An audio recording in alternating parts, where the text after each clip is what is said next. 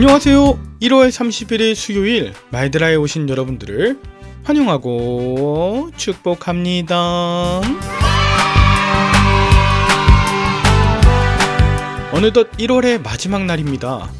어떻게 1월이 지나갔는지도 모를 정도로 강추위가 찾아왔던 지난주였어요. 그런데 조금씩 날씨가 풀리는 것 같기도 합니다. 특별히 오늘과 내일은 따뜻한 날씨가 예상되니 잠시라도 외출하실 수 있으시다면 꼭 나가서 좀 걸어보시고요. 다음 주에 설 연휴가 있습니다. 경제 상황이 좋지 않아 심적으로 부담이 되거나 분주하실 분들 계실 것 같아요. 경제적 또 관계적인 여러 상황 앞에 놓이신 분들 모두 따뜻한 설 명절 맞이하실 수 있도록 주님이 오늘 따스한 햇살에 비춰주시길 저도 기도하겠습니다. 그러면 1월의 마지막 말드라 힘차게 시작해 보도록 할까요? 자, 출발!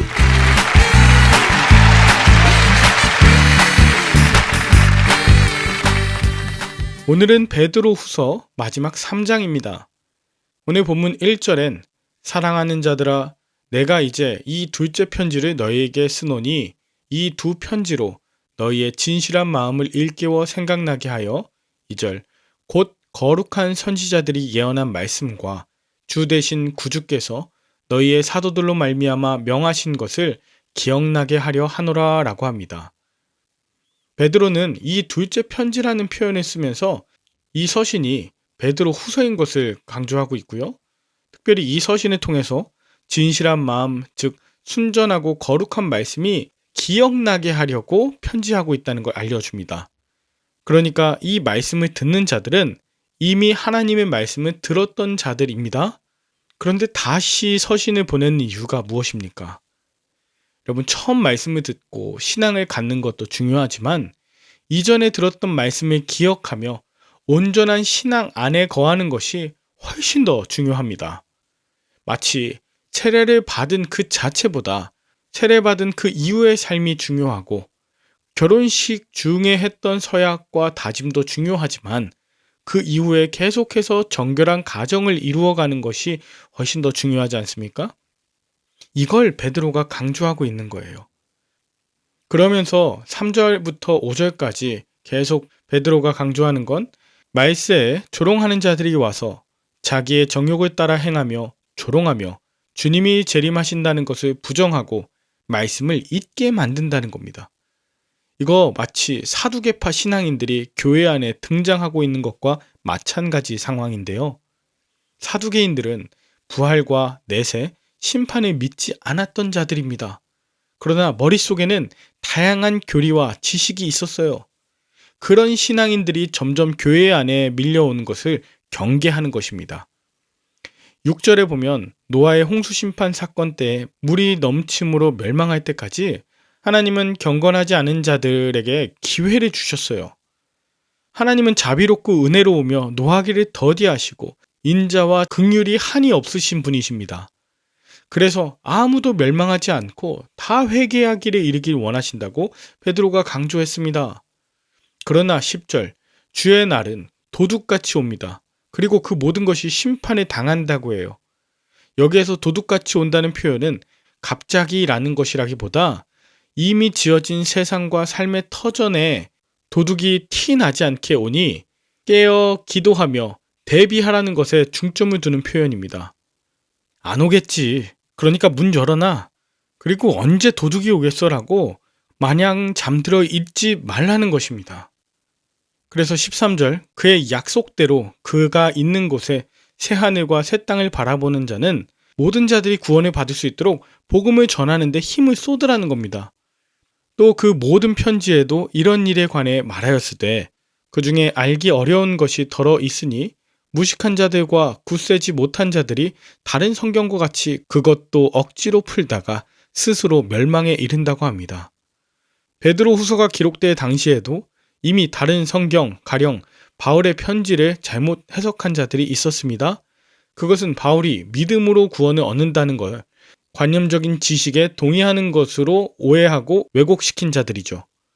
그렇게 억지로 푸는 이유는 자신의 삶은 변하지 않으면서 구원받은 이로서의 신실한 삶을 감당하지 않고자 하는 이기심과 탐욕, 또 게으름에서 비롯된 것입니다.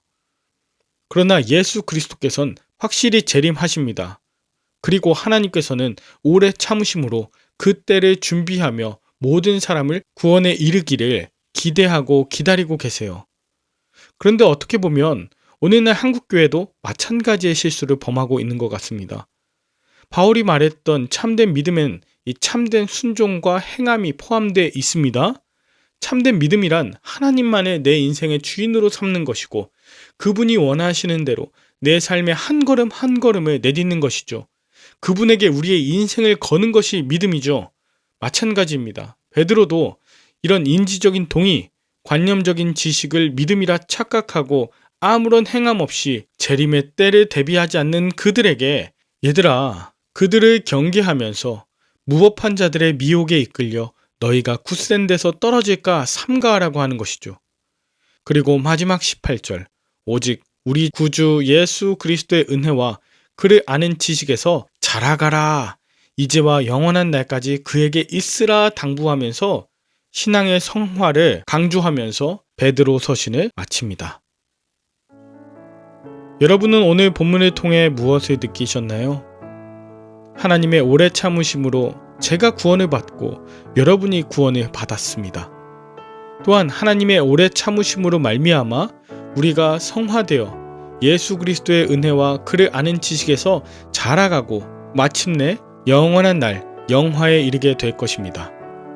아무리 주님의 구원하심으로 의롭다 하심을 받았다 하더라도 삶에서 하나님의 백성으로 살기를 거부하고 다시 그 말씀을 왜곡하며 종교 행위로 구원받은 것에 자만한다면 우리가 또 다른 누군가에게는 거짓 교사가 될 것입니다.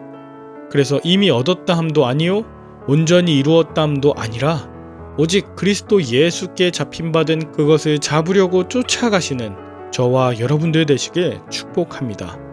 함께 기도할까요? 하나님 아버지, 주님의 오실 것을 기대하고 준비하는 자 되길 원합니다. 이전의 삶에서 돌이켜 하나님의 기뻐하시는 삶을 이루어가는 데 힘쓰는 내가 되게 하여 주옵소서. 이기적이고 교만하며 피해를 주는 나의 어리숙한 모습 때문에 누군가가 시험에 들지 않도록 날마다 주신 말씀을 이루며 살게 하옵소서. 여러 사건 사고와 가슴 아픈 일들이 유독 많았던 1월입니다. 회복과 위로가 충만한 1월의 마지막 날이 되게 하여 주시고 오늘을 삶의 마지막으로 여기며 최선을 다해 증인된 삶을 살게 하여 주시옵소서. 예수님의 이름으로 기도합니다. 아멘. 오늘도 좋은 하루 되시길 바라며 저는 내일 다시 찾아뵙도록 하겠습니다. 샬롬.